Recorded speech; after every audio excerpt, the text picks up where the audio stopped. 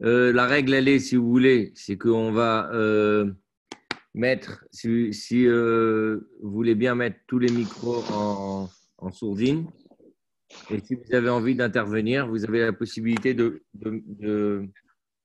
faire un signe dans la conversation et éventuellement vous débloquer le micro pour intervenir, pour poser une question. Mais au fur et à mesure qu'on développera notre sujet de ce soir, on donnera toutes les 10 minutes, un quart d'heure la possibilité pour que chacun puisse éventuellement poser une question ou amener une réflexion. OK? Bien. Donc,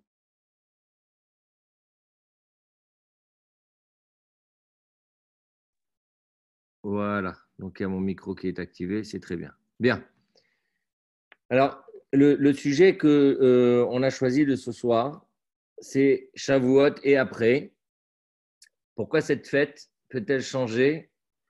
Qu'est-ce qu'on a mis? Ma façon de vivre. Pourquoi cette fête peut-elle changer ma vie? OK.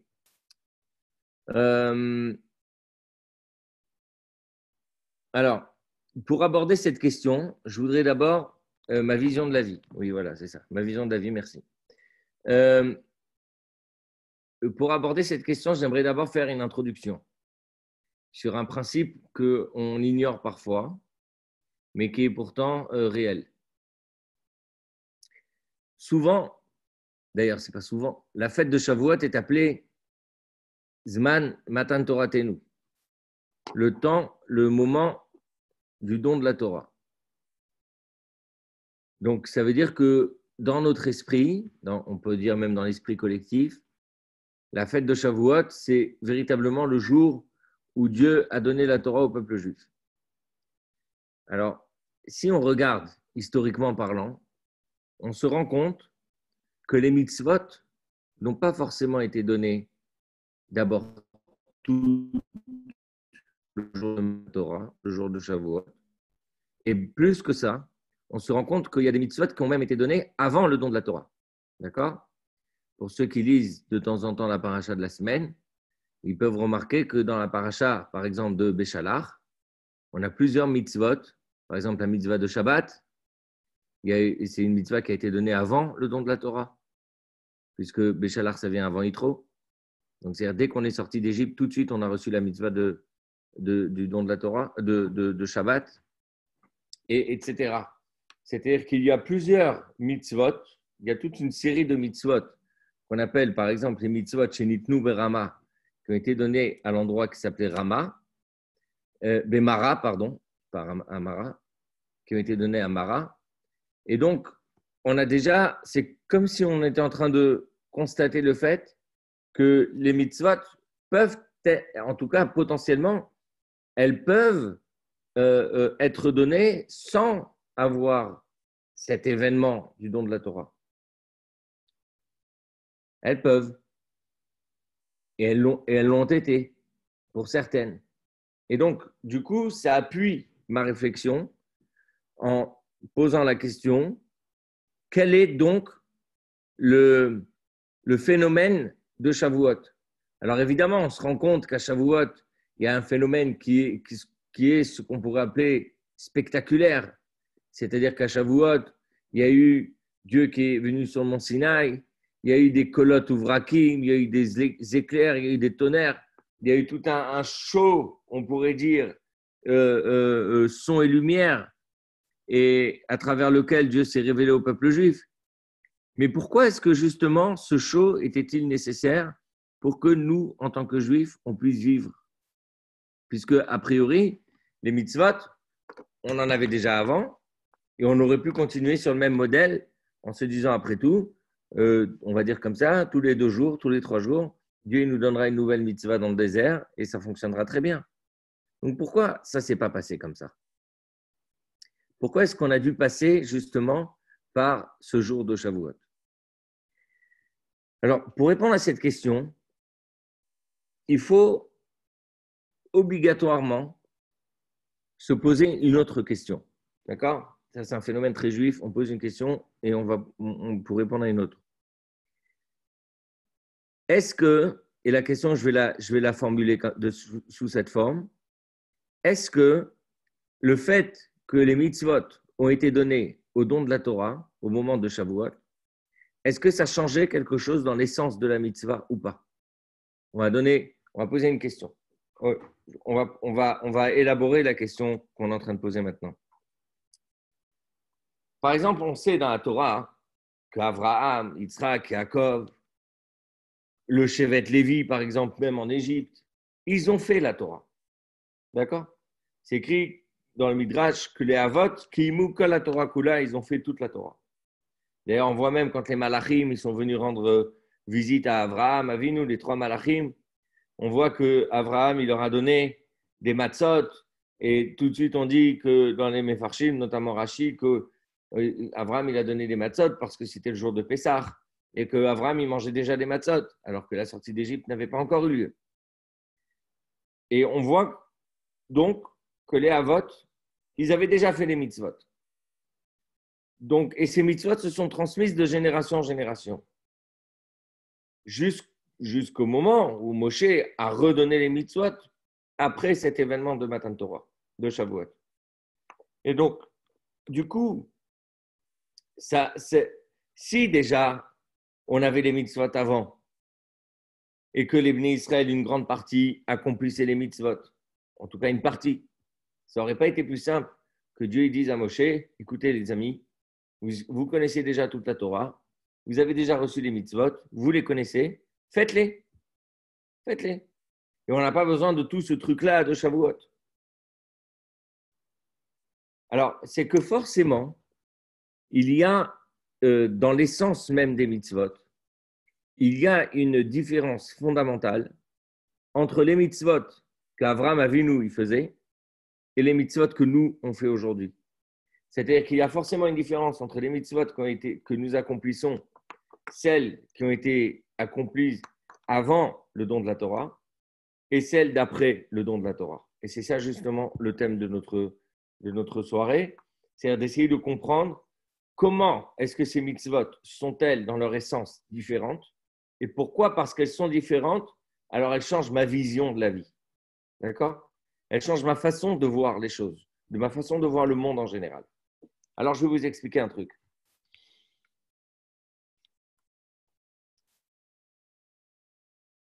Il y a dans notre, on va dire, dans notre réflexion personnelle de jeunes, d'humains, on va dire tout simplement, il y a un principe qui est toujours de considérer que, d'ailleurs, ce n'est pas que chez les jeunes, qu'on a, entre guillemets, plusieurs vies. On a la vie religieuse, on a la vie à la synagogue, on a le fait qu'on mange cachère à la maison et que dehors, parfois, on mange un peu moins cachère. On a cette idée-là de toujours séparer les choses. D'accord?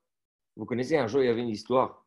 Il y avait un jour un homme qui était dans son bureau et il était en train de lire les Télim. Alors, il lisait les Télim et à ce moment-là, il y a son associé qui rentre au bureau et il voit que au lieu de travailler, il lit les Télim. Alors, il dit à son associé, il dit, je ne comprends pas. Pourquoi tu lis les Télim maintenant? On est au bureau, il faut travailler. Alors, son ami, il lève les yeux, il dit, il y a quelque chose que moi, je ne comprends pas, par contre. Comment ça se fait que les gens à la synagogue, ça ne choque jamais personne qu'à la synagogue, on se mette à parler de boulot? D'accord? Qu'à la synagogue, on se mette à parler de business, ça ne choque pas. Par contre, que dans le bureau, on se mette à faire une prière, ça choque. Pourquoi?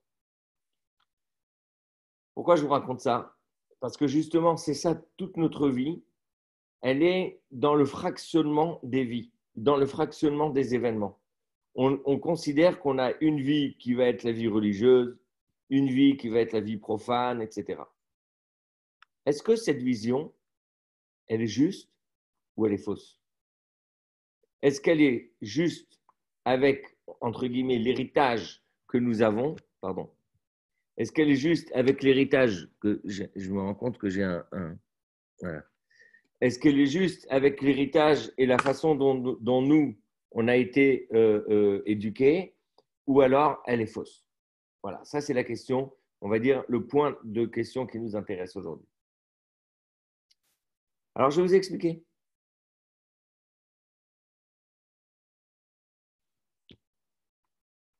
Le don de la Torah, attendez, je vais juste nettoyer ici, un petit 2 secondes. Voilà. Je ne sais pas si c'est mieux. Bref. Le don de la Torah, pour vous dire la vérité, il n'a pas permis, en tout cas son truc à lui, le truc du don de la Torah, ce n'était pas celui de nous donner la Torah. C'était autre chose, quelque chose de beaucoup plus fort que ça. Il y a un midrash qui raconte que quand Dieu il a voulu donner la Torah au peuple juif, alors les malachim, les anges, ils ont dit à Dieu, ils ont dit, laisse la Torah dans le ciel et, ne fais pas descendre la Torah sur terre. Pourquoi? Parce que c'est écrit comme ça, d'ailleurs on le dit dans les Teilim, c'est écrit Hashamaim Shamaim Lashem ve'aretz Natan Ivne Adam. Le ciel, Hashamaim, le ciel appartient à Dieu et la terre, il a donné aux hommes. D'accord? Il y a une idée comme ça philosophique, comme quoi Dieu il aurait abandonné la terre et qu'il a créé le monde et qu'une fois qu'il a créé le monde il s'autogère tout seul.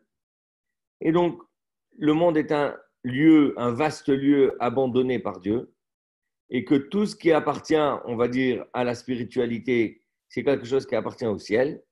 Et nous, on est des terrestres, on est des personnes en chair et en os avec de la matière. Et donc, nous, notre vie, c'est ça.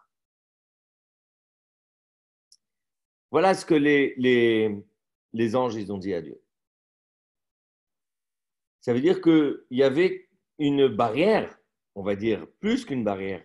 Il y avait une muraille entre le ciel et la terre. Ce qui appartenait au ciel, ça ne pouvait pas descendre. Et ce qui appartenait à la terre, ça ne pouvait pas monter. D'accord? Bien. Il a dit, non, il a refusé cette remarque des anges. Et il a dit, je vais faire descendre le ciel sur terre. Comme ça, l'homme fera monter la terre vers le ciel. Je vais vous expliquer pourquoi il a dit cette phrase et comment il l'a dit.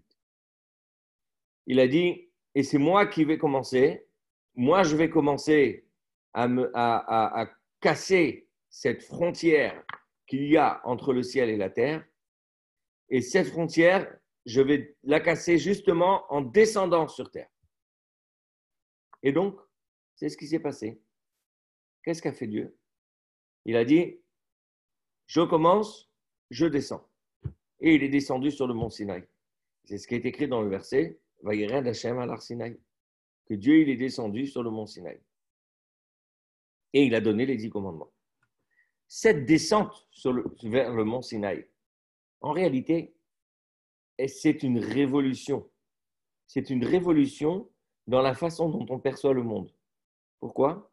Parce que quand Dieu il est descendu sur le mont Sinaï, il a cassé quelque chose qui est, on pourrait dire, logiquement tout à fait abordable dans l'idée de penser que ce qui appartient à l'homme, c'est la matière, et ce qui appartient au ciel, c'est le spirituel.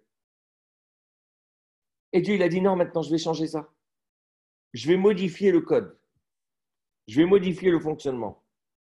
Je vais permettre au ciel de s'intégrer à la terre. Je vais vous expliquer qu'est-ce que ça veut dire ce terme-là. On est tous d'accord qu'une idée, par exemple, vous ne pouvez pas la mettre en bouteille. D'accord? Une idée, ça ne se met pas en bouteille. Une idée, à la limite, je peux partager une idée verbalement, mais une idée, je ne peux pas la mettre dans un verre. Je ne peux pas dire j'ai eu une super idée, allez, vas-y, je la verse dans un verre. C'est complètement ridicule. D'ailleurs, même de dire cette phrase, c'est une phrase ridicule. Pourquoi? Parce qu'une idée, c'est de l'abstrait. C'est une idée, ce n'est pas palpable. C'est de l'abstrait.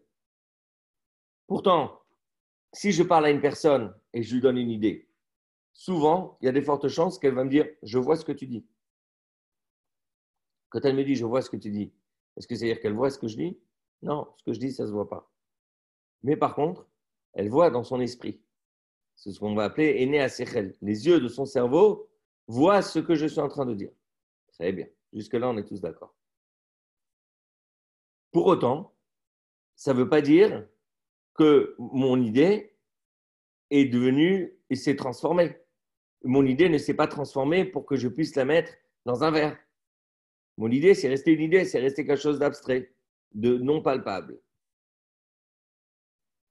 Et quand on réfléchit, le contraire, ça fonctionne aussi comme ça. C'est-à-dire qu'une matière, quelque chose qui est de la matière, par exemple, vous allez prendre un liquide, vous prenez un verre. Un verre, ce n'est pas une idée, vous ne pouvez pas en faire une idée avec. D'accord?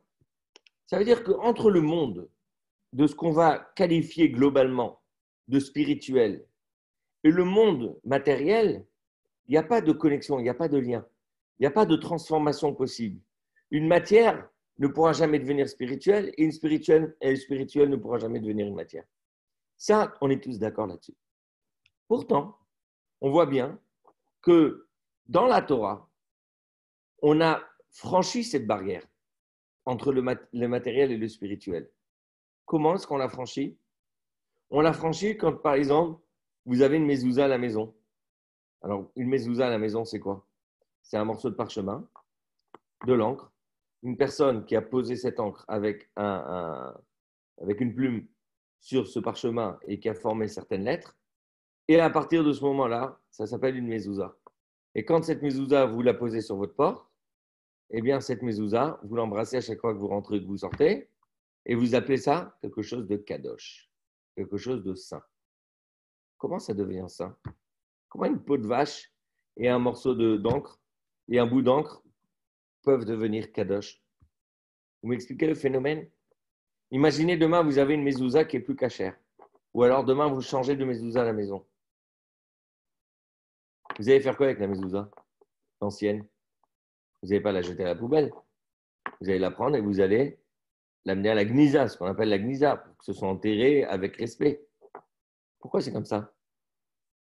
Quel est le phénomène, on va dire comme ça, physique, qui a permis à la mezouza de passer du statut de peau de vache au statut de mezouza, kadosh? Comment la transition s'est faite? C'est une très bonne question. C'est une très bonne question. Et en réalité, il n'y a pas de réponse à cette question. Pourquoi il n'y en a pas? Parce que justement, c'est ça la magie du don de la Torah. La magie du don de la Torah, elle est que vous avez une matière, vous avez une kedusha, donc on pourrait appeler une matière profane et une matière divine. L'une est palpable et on peut la toucher, et l'autre est totalement abstraite. Et on va les coller en même temps. On va créer la troisième dimension. C'est-à-dire qu'avant, j'avais une dimension qui était la matière. J'avais une autre dimension qui était le spirituel. Ces deux dimensions n'arrivaient pas, ne pouvaient pas, et elles ne peuvent pas, on va dire, logiquement se côtoyer. Et par le don de la Torah, on les a collés, on les a unis en même temps. Et quand on les unit en même temps, on crée la troisième dimension. OK? Bien. Comment est-ce qu'on en est arrivé là? On en est arrivé là par un secret, par un tour. On a fait un tour. Ce tour, il s'est fait comme ça. Il s'est fait qu'en réalité, par le fait que Dieu il est descendu sur le mont Sinaï, il a fait en sorte qu'il n'y a plus de barrière entre le spirituel et le matériel. Et il a pris le spirituel, il a descendu dans le matériel. Et il a dit à partir d'aujourd'hui, tout ce qui va devenir spirituel, c'est-à-dire tout ce qu'une personne va utiliser pour faire une mitzvah, ça va être intégré et imprégné et pénétré d'une nouvelle dimension qui est la dimension spirituelle. Et la dimension matérielle va forcément un petit peu disparaître de la matière de la mezouza. Et c'est pareil pour tout ce que vous allez faire.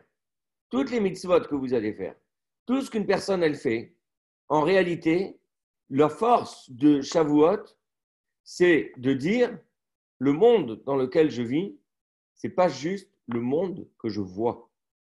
Ce n'est pas uniquement le monde que j'arrive à saisir avec mes yeux. Mais le monde dans lequel je vis, c'est un monde qui est imprégné d'une dimension spirituelle et que cette dimension spirituelle est imprégnée dans chaque parcelle de ma vie. Voilà la magie de Shavuot. Voilà pourquoi Shavuot, c'est une fête qui est si particulière. Vous avez remarqué, à Shavuot, il n'y a pas de mitzvot. Il n'y a pas de mitzvot à Shavuot. À Shavuot, il n'y a que des minagim.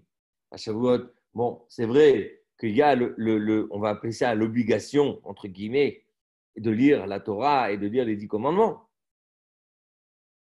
Mais à part ça, il n'y a pas de mitzvah à Shavuot, à part de manger des laitages, que certains font avec beaucoup d'applications. Mais vous prenez un exemple. À Pessah, on mange la matzah. À Sukkot, on mange dans la soukha. À Rosh Hashanah, on écoute le shofar. À Shavuot, c'est quoi la mitzvah? C'est quoi? Il n'y a que des minagim. Lire route, lire la Torah, etc., les 10 commandements. Il n'y a pas de réel mitzvah. Pourquoi il n'y a pas de réel mitzvah? Parce que moi, cette idée, j'aime beaucoup, c'est de dire que quand il n'y a pas de mitzvah, c'est parce qu'en réalité, tout ce que vous faites, c'est une mitzvah. Vous voyez, c'est comme, la question, c'est de savoir, un jour, quelqu'un, il a demandé au Rabbi Dubaïch, il a dit, où se trouve Dieu? Il lui a répondu, partout où tu le laisses rentrer. Partout où tu le laisses rentrer, il est là. Ça veut dire quoi? C'est-à-dire que quand tu es dans une non-définition, quand c'est comme si on était en train de dire, je ne te donne pas de mitzvah parce que tout ce que tu fais, c'est une mitzvah. Tout ce que tu vas faire à Shavuot, c'est une mitzvah. Tu vas manger, c'est une mitzvah de Yom Tov. D'ailleurs, la fête de Shavuot, ce qui est très intéressant, c'est que vous savez qu'il y a il y a dans chaque fête, il y a ce qu'on va appeler la dimension matérielle et la dimension spirituelle. Et la question, c'est de savoir, est-ce que la dimension matérielle, est-ce qu'elle est importante ou pas dans la fête? Et il y a on va dire, à l'unanimité, tout le monde est d'accord à la fête que pendant la Shavuot, c'est-à-dire que la dimension matérielle de la fête, elle est très importante. Ça fait partie de l'essence même de la fête. C'est quand même très intéressant qu'on se rend compte que pendant cette fête de Shavuot, on ne nous donne pas de mitzvah parce que la Torah, elle a envie qu'on puisse comprendre et intégrer l'idée que notre simple fait d'être là et de faire quelque chose, de manger, n'importe quoi qu'on va faire, ça peut être une mitzvah. Pourquoi? Parce que notre vie, elle n'est pas entre ce que je vois et ce que je comprends, mais notre vie, c'est entièrement spirituel. D'ailleurs, je vais vous expliquer avec ça, je vais vous expliquer un petit truc. Vous savez, il y a une marloquette dans la Gemara entre Rabbi Ishmael et Rabbi Akiva, parce que c'est écrit comme ça dans la Torah. C'est écrit V'chol ha'am ro'im et akolot ve'et alapidim. Et tout le peuple voyait et akolot ve'et alapidim. Il voyait les sons, donc les éclairs, ve'et alapidim et les tonnerres. D'accord? Ok? Pardon. Ro'im et akolot. Il voyait les sons, comme j'ai dit, oui, donc les tonnerres, et ve'et alapidim et les éclairs. Alors, vous voyez que dans la Torah, on dit Ro'im et akolot. On voit le son. Pourtant, un son, ça ne se voit pas. On ne voit pas le son. Le son, on l'entend. L'éclair, on le voit. Mais le tonnerre, on ne le voit pas. Pourquoi la Torah dit Ro'im et akolot? Alors, il y a une marcoquette dans la Gemara. Mais en tout cas, il y a un avis, entre Rabbi Ishmael et Rabbi Akiva, qu'un des miracles qu'il y avait pendant le jour de Shavuot, c'était que on voyait les tonnerres et on entendait les éclairs. C'est-à-dire quoi? On disait Ro'im et anishma, veshomim et anire. On voyait ce que d'habitude on entend et on entend ce que d'habitude on voit. Qu'est-ce que ça veut dire? Alors, je vais vous expliquer un truc très intéressant. Il y a une différence dans notre vie entre ce qu'on voit et ce qu'on entend. Ça veut dire quoi? C'est-à-dire qu'on est beaucoup plus marqué par une chose qu'on voit qu'une chose qu'on entend. Pourquoi? Parce que si quelqu'un maintenant il vient vous raconter une histoire, il vous dit, j'en sais rien, moi, il a vu, allez, il a vu quelqu'un, il avait un accident de voiture. Allez, il va vous le raconter. Peut-être c'est vrai, peut-être c'est pas vrai. Peut-être qu'il vous l'a raconté exactement comme ça s'est passé. Peut-être qu'il a rajouté des détails qui ne se sont jamais passés. Donc, il y a toujours dans ce qu'on entend, il y a ce qu'on pourrait appeler d'abord, l'imprécision, le doute. On a un doute sur ce qu'on entend. Par contre, quand je vois quelque chose, il n'y a pas de doute. Quand j'ai vu quelque chose, je l'ai vu. Il n'y a personne qui peut venir me dire ça ne s'est pas passé. Non, je l'ai vu. D'accord? Il n'y a pas de doute là-dessus. Tout ce que j'ai vu, c'est juste. Peut-être que je n'ai pas compris qu'est-ce qu'il y avait derrière. C'est-à-dire que je n'ai pas compris les causes de ce que j'ai vu. Mais par contre, tout ce que j'ai vu, je l'ai vu. OK? Il n'y a pas de doute là-dessus. Et ça m'affecte de façon beaucoup plus forte que si j'avais entendu une histoire. D'accord? Des fois, on vous raconte une histoire qui est grave, qui est dramatique. C'était vrai. Mais si vous le voyez en vrai, ça vous marque. Ça peut même vous traumatiser. Bien. Donc, il y a une différence entre ce que je vois et ce que j'entends. Dans notre vie, justement, on remarque que, si vous voulez, on est tous jeunes, d'accord? On a tous entre 15 et 20 ans dans la vie, ok? À des moments différents de la journée. Mais quelque part, on voit tous des choses, dans le sens où on est tous face à une réalité, ce qu'on va appeler la réalité de la vie.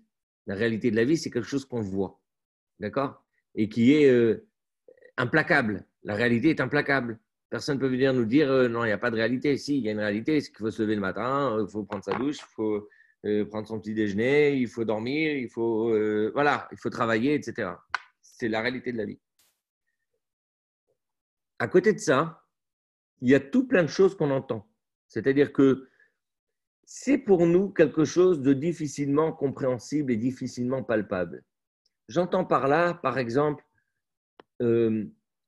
comment alimenter notre vie spirituelle. Vous voyez, notre vie spirituelle, c'est quelque chose qui est beaucoup plus difficilement palpable et beaucoup plus difficilement pertinent dans notre quotidien que la nécessité de devoir se nourrir, par exemple. C'est ce qu'on va appeler entendre. On entend, on écoute la Torah, on écoute le rabbin qui parle, on écoute plein de choses. Mais est-ce que tout ce qu'on écoute, ça nous affecte autant que ce qu'on voit, que la réalité de la vie? Est-ce que les choses, entre guillemets, dont on est convaincu, parce qu'on les a écoutées, est-ce qu'elles sont aussi fortes que ce qu'on voit? Parce que je donne un exemple, c'est assez simple philosophiquement, mais je n'ai pas besoin d'être convaincu qu'il fait jour si je vois qu'il fait jour. D'accord? J'ai besoin d'être convaincu qu'il fait jour si je ne vois pas la lumière du jour. Par exemple, si je suis dans une cellule fermée et que je ne sais pas s'il fait jour et qu'il y a quelqu'un qui vient me raconter qu'il fait jour, alors là, je suis convaincu que ce qu'il dit, c'est vrai, je lui fais confiance. Mais si j'ouvre la fenêtre et que je vois qu'il fait jour, je n'ai pas besoin d'être convaincu, je n'ai pas besoin de faire confiance. C'est une réalité.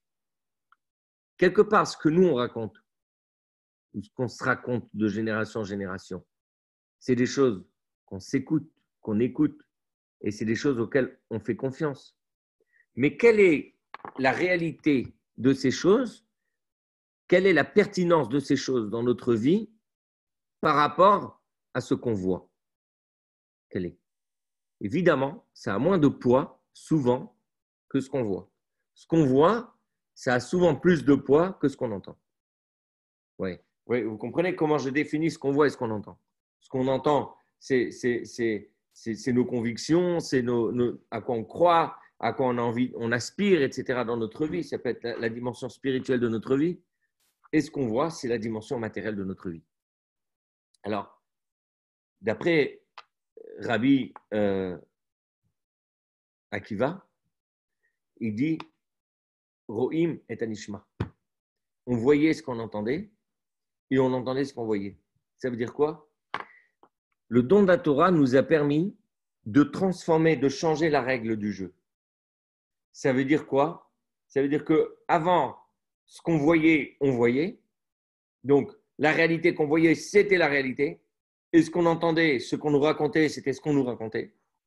au moment où Dieu nous a donné la Torah, la règle a été changée. Ce qu'on voyait avant, c'est-à-dire la réalité qu'on avait avant, c'était juste quelque chose qu'on écoutait. C'est-à-dire que la réalité du monde avait beaucoup moins de place qu'avant. Et par contre, ce qu'on entendait avant, ce qui était considéré chez nous avant comme quelque chose de spirituel, alors ça, on le voyait. Ça a pris une réalité totalement imposante et pertinente et réelle dans notre vie le jour de Matan Torah. Donc, vous voyez qu'ici, ce qu'on est en train de vivre, c'est comment rendre compatibles nos aspirations spirituelles avec la réalité de notre vie et comment faire en sorte que nos aspirations spirituelles prennent une dimension réelle et que la réalité de nos observations puisse être un petit peu atténuée, ne pas leur donner autant d'importance que ce qu'on a souvent envie de leur donner. Et ça, c'est quelque chose de très important pour notre vie. C'est pour ça qu'on ne peut pas vivre sans Matan Torah, sans le don de la Torah. Parce que notre vie de juif, elle ne se limite pas uniquement à l'idée qu'on se fait de la réalité de la vie. Notre conception de la vie, elle se fait essentiellement en fonction de nos aspirations spirituelles. Et nos aspirations spirituelles, il faut les rendre réelles. Il faut en faire un vrai projet de vie. Il faut que ces aspirations puissent être la feuille de route de notre vie. Alors, comment faire en sorte que ça puisse être la réalité de notre vie alors que ça se confronte avec l'autre réalité qui vient souvent en clash parce que malheureusement, la réalité de la vie, elle fait que tout ce qu'on veut faire spirituellement, ce n'est pas toujours facile. Eh bien, c'est là où Shavuot arrive. Il nous dit, mais non, Dieu, il a déjà cassé la barrière. Toi, tu penses que ta vie ou ton passé ou ton histoire ou de la famille d'où tu viens, c'est un problème pour ta progression spirituelle. Eh bien, non. Dieu dit non, non. Moi, j'ai franchi la barrière. J'ai franchi la frontière. J'ai éliminé les obstacles. J'ai fait en sorte que tout ce que tu penses qui rend ta vie spirituelle impossible, eh bien, c'est possible. Mais pour ça, il y a une condition.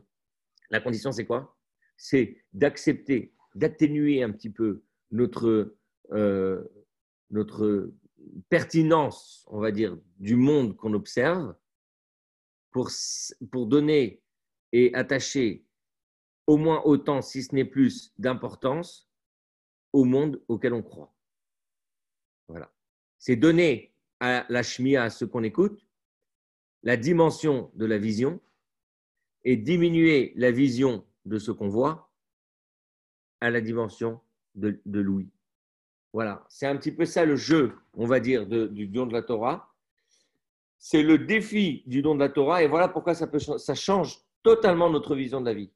Parce que quand quelqu'un il voit aujourd'hui une réalité du monde, nous, juifs, ayant reçu la Torah, on voit un autre monde, on voit un autre défi.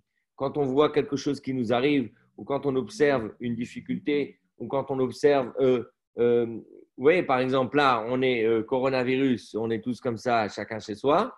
On y voit l'opportunité d'étudier encore plus. On voit quelque chose de différent.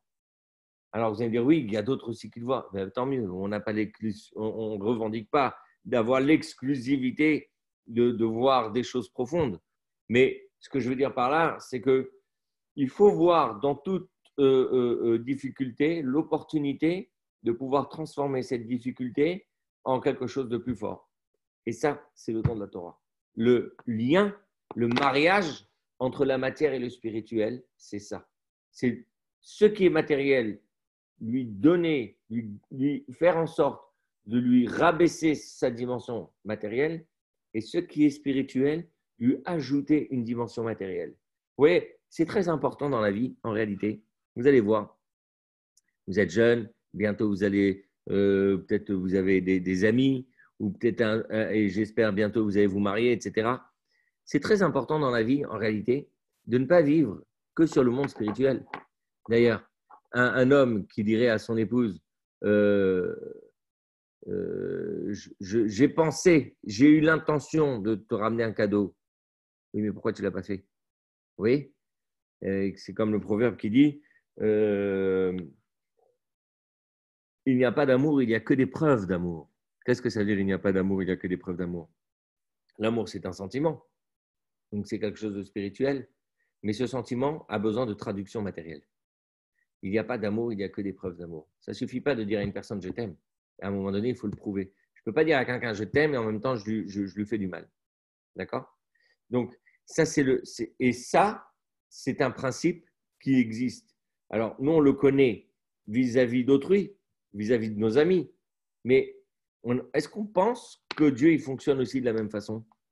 Que Dieu aussi, il a envie de nous dire, j'aime bien tes bonnes intentions, c'est bien que de temps en temps, tu penses à moi, mais j'aimerais bien que tu me le prouves. J'aimerais bien que tu fasses ce que moi j'aimerais que tu fasses. J'aimerais bien que tu fasses ce qui me fait plaisir. Vous voyez, c'est comme si demain, vous allez acheter, vous connaissez un des problèmes majeurs. Alors, je sais que ça ne vous concerne pas encore, mais je vais vous préparer à la vie à venir. Mais un des problèmes majeurs dans le couple, c'est l'incompréhension. Ça veut dire quoi? C'est-à-dire que, par exemple, une femme, elle va dire, chérie, tu peux me ramener un cadeau? Et le mari va dire, oui, je vais te ramener un cadeau. Et il va ramener un truc qui n'a rien à voir avec ce qu'elle voulait. Maintenant, lui, il va dire, oui, mais je t'ai ramené un cadeau, tu m'as demandé un cadeau. Il dit, oui, mais je t'ai demandé un cadeau, mais en fait, je voulais que tu me ramènes un cadeau que je voulais que tu me ramènes. Et le mari va dire, oui, mais comment je sais que tu voulais que je te ramène quelque chose de précis, puisque tu ne me l'as pas précisé? Et là, la femme, elle va dire, mais non, si je t'avais précisé, c'est pas marrant. Si je t'avais dit exactement ce que je veux, c'est pas marrant. C'est téléphoné. C'est prévisible. C'est comme si je savais à l'avance que tu allais me le ramener. Alors que si tu m'amènes quelque chose qui me fait plaisir, que je voulais et que je ne t'ai pas demandé, ah là, c'est le vrai kiff. Alors, c'est vrai qu'on est dans un cercle vicieux parce que l'homme, il ne sait pas ce que sa femme, elle voulait. Donc, il ne peut pas lui ramener. Et sa femme, elle n'a pas dit ce qu'elle voulait. Donc, son mari ne peut pas lui ramener. Donc, d'accord, on est dans un cercle vicieux. Très bien. Donc, ça, c'est cas classique. D'accord? C'est règle number one dans la vie. C'est que la femme, elle n'exprime pas forcément exactement le cadeau qu'elle veut. Et l'homme, il fait parfois semblant de ne pas comprendre. Et donc, il va ramener autre chose en faisant mine de ne pas avoir compris. OK? Bien. Nous, on va dire, dans notre histoire d'amour avec Dieu, Dieu il nous a dit ce qu'il veut. Il nous a dit, voilà, j'aimerais bien que, par exemple, je mette les téfilines tous les matins. J'aimerais bien que, mesdames, mesdemoiselles, vous allumez les bougies de Shabbat. J'aimerais bien que tu manges cachère. J'aimerais bien que tu fasses attention à ta façon, comment tu t'adresses aux gens.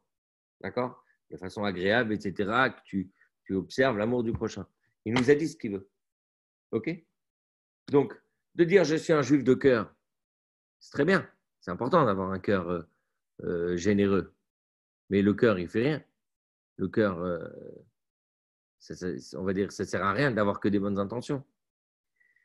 Donc, c'est important de traduire le cœur, le sentiment d'amour pour Dieu, de le traduire dans des faits. Et ça, c'est Shavuot. Shavuot, c'est notre capacité à pouvoir traduire dans quelque chose de matériel notre amour spirituel. Et quand on le fait, alors la matière devient aussi spirituelle. C'est ça la magie du truc, c'est que quand on le fait, même la matière, elle devient spirituelle. Donc voilà pourquoi Shavuot, moi je considère que ça change ma vision de la vie. Parce que avant Shavuot, j'aurais pu penser que peu importe ce que je fais ou peu importe ce qui va arriver, de toutes les façons, on ne pourra pas atteindre les cieux et que de toutes les façons, ça ne fera pas de différence dans notre vie ou dans ce qui nous entoure parce que, parce que le monde il est ce qu'il est. Et bien Shavuot est arrivé, il m'a dit non, voilà, tu as ici des livres, tu as des livres partout, ces livres c'est Kadosh, tu fais que ta maison elle devient Kadosh, tu fais que tu arrives à te comporter comme il faut et donc toi aussi tu deviens Kadosh et tu arrives à faire en sorte que Dieu il puisse être réellement chez toi à la maison et tu arrives à élever ton corps, ta matière, tout ce qui t'entoure, tu arrives à l'élever vers Dieu. Donc c'est comme si on arrive à faire le mariage entre le ciel et la terre. Ça, c'est Shavuot. Et ça, c'est notre vision de juif. La vision de juif, c'est justement celle de vivre avec l'idée que le ciel et la terre se réunissent pour créer 7 dimensions du juif qui existe sur Terre. Voilà, mes amis. Je vous ai dit un petit peu l'essentiel de ce que j'avais envie de dire. Si vous voulez, on peut débloquer les micros. Comme ça, chacun il peut poser une question ou il peut faire une remarque ou partager une anecdote ou ce que vous avez envie. On est là entre nous. On est tranquille. Allez-y.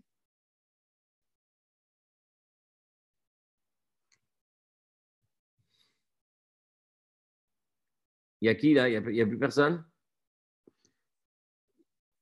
Oui, il y a iPhone qui dit bravo. Merci, c'est très gentil iPhone. On est là.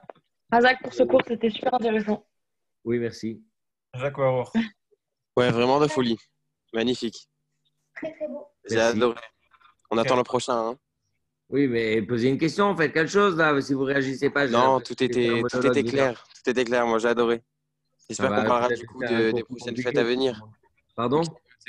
Vu que Shavuot s'est passé, j'espère qu'on pourra discuter des prochains événements qui vont arriver dans le calendrier juif. Si tu veux. Lesquels? Je sais pas. Qu'est-ce qui se passe dans pas longtemps? Il y a Tchabéa cet été, mais je sais pas ce qui se passe avant. Laisse tomber du Shabbat avant, c'est pas l'ambiance. Ah, Shabbat, on va parler Shabbat au pire, vu que Shabbat c'est toutes les semaines. Tout à fait, je suis d'accord avec toi. Ouais. Mais vous n'avez pas une question, je sais pas, vous n'avez pas envie de raconter une histoire, partager avec moi quelque chose? Moi, j'ai parlé, mais j'aime bien aussi écouter. Ah, moi, j'ai une question. Allez-y. Est-ce que l'étude du Ben Ishraï, elle est accessible aux femmes? Est-ce que l'étude, quoi? Du Ben Ishraï, elle est accessible aux femmes? Vous pensez? Pourquoi elle ne serait pas accessible aux femmes? Ben, je sais pas, il y a beaucoup de livres de Torah qui sont surtout étudiés par les hommes et voilà. Mais à part le Ben Ishraï, c'est essentiellement de la halakha, je ne sais pas si vous le savez. Oui, bien sûr. J'ai commencé à l'étudier. Mais c'est pas des halakhot qu'on peut appliquer aujourd'hui. Enfin, il y en a très peu pour cette paracha, en tout cas, pour Nassau. Mais parce que les parachiotes qu'on va aborder dans les prochaines semaines sont souvent des parachiotes avec des mitzvot qui ont beaucoup à faire avec le Beth Amikdash ou avec le Mishkan. Sur 613 mitzvot, est-ce que vous savez combien de mitzvot on peut faire aujourd'hui? Combien? À peu près 200?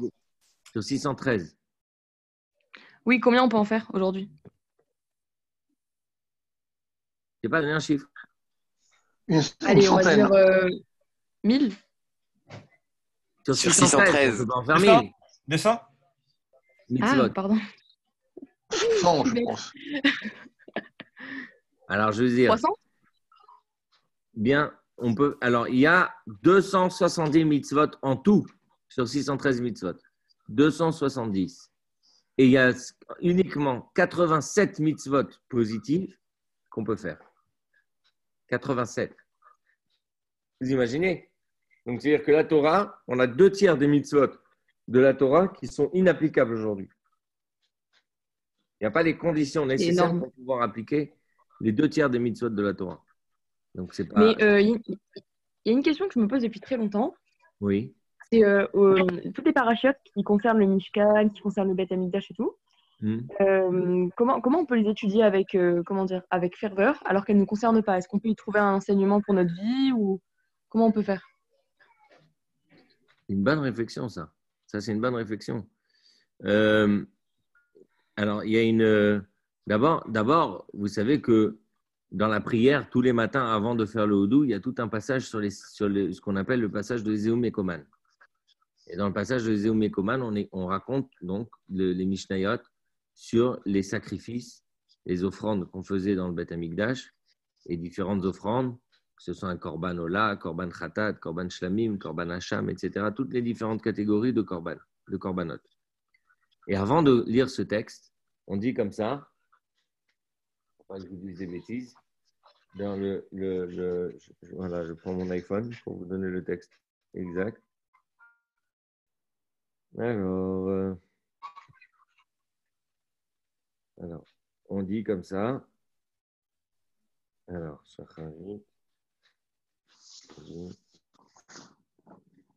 on dit, c'est très intéressant parce que Ah ouais, mais je ne l'ai pas aujourd'hui, parce qu'on est dans les jours où on ne fait pas Tachanoun. Ok, tant pis. On dit comme ça. On dit que puisqu'on n'a pas la possibilité d'amener les sacrifices dans le Beth Amikdash, alors le fait de dire les Mishnayot, les passages, on étudie les passages qui concernent les sacrifices, alors ça va être considéré comme si on les avait apportés, comme si on les avait sacrifiés. Donc, c'est-à-dire que non seulement quand on le fait, on peut l'étudier avec une ferveur, mais en réalité, il faut l'étudier encore avec plus de ferveur. Parce que je vous donne un exemple. Si vous apprenez les mitzvot de Shabbat, l'halachot de Shabbat, alors vous apprenez l'halachot de Shabbat pour que vous puissiez accomplir le Shabbat comme il faut. Donc, si vous faites juste uniquement l'étude de Shabbat, mais que vous ne faites pas Shabbat, c'est comme si vous n'avez rien fait. Par contre, concernant les mitzvot qui concernent le Beth Amikdash, puisque vous ne pouvez pas les faire, quand vous les étudiez, c'est comme si vous l'avez fait. Alors, c'est encore plus fort. Moi, ça me donne encore plus envie d'étudier ces halachot-là. Parce que je me dis, voilà, j'étudie, c'est comme si je suis en train de le faire. Vous avez compris? Oui. Mais je veux dire, c'est vrai que vous avez raison dans les faits, mais comment on peut faire dans la pratique pour arriver à trouver de l'envie d'étudier ça, tout simplement? Justement, l'envie, elle vient quand vous allez L'envie de faire des choses, en général, elle vient de quoi? Pourquoi on a envie d'étudier quelque chose? L'intérêt, parce qu'on est intéressé. Et pourquoi on serait intéressé à quelque chose plus qu'à d'autres? Ça nous concerne. Alors, c'est vrai qu'il y a ce phénomène-là, d'ailleurs, qui est écrit dans le Shulchan Aruch, L'olam ilmad adam bemakom sheli bo chafetz. Un homme, il doit toujours étudier à l'endroit où son cœur, il a envie. C'est-à-dire quoi? À l'endroit, c'est-à-dire qu'il y a des sujets auxquels on est plus sensible, il y a des sujets qui nous touchent plus. Alors, c'est par là qu'il faut commencer en tout cas à étudier. Et après, l'envie, c'est comme, on va dire, l'envie, c'est comme l'appétit. Ça vient en mangeant. Donc, l'envie d'étudier, ça vient en étudiant. Voilà, je vous montre ma table. Attendez, je vous montre ma table. Regardez. Voilà. Ça, c'est les livres que j'ai sortis juste hier parce que je me suis pris de passion pour un. Je parlais avec un copain et du coup, il y a eu un sujet qui est venu dans mon esprit. Et alors, j'ai voulu approfondir le sujet. Et là, du coup, il y a 15 livres sur la table que je n'ai pas remis à leur place hier. Mais voilà, l'envie d'étudier, il vient. Il ne faut pas, entre guillemets, ce n'est pas la peine de se forcer à étudier quelque chose. Étudiez quelque chose qui vous intéresse. Approfondissez ce que vous intéressez. Et après, de fil en aiguille, vous allez arriver à d'autres sujets. Vous allez découvrir encore plein de choses parce que c'est comme ça la Torah. La Torah, elle commence à parler d'un sujet et après, elle termine sur un autre. Donc forcément, si vous étudiez quelque chose qui vous intéresse, à force, vous allez apprendre encore plein de choses. Faut pas, je ne pense pas qu'il y ait un objectif majeur à se forcer à étudier quelque chose qu'on n'a pas forcément le goût ou alors dont on ne trouve pas la pertinence. Il vaut mieux chercher à étudier d'abord quelque chose qu'on aime. Je vous ai répondu, mademoiselle? Oui, c'était parfait. Merci beaucoup. Je vous en prie. Une autre remarque? Une autre question? Uriel, il fait plein de likes comme ça, machin. C'est très bien, mais Uriel, est-ce que tu peux nous dire quelque chose?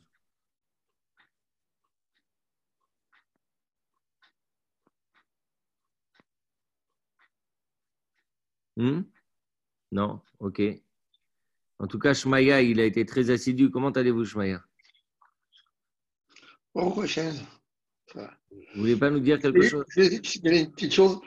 C'est pas parce que certaines mitzvot ne nous concernent plus qu'on ne doit pas les étudier.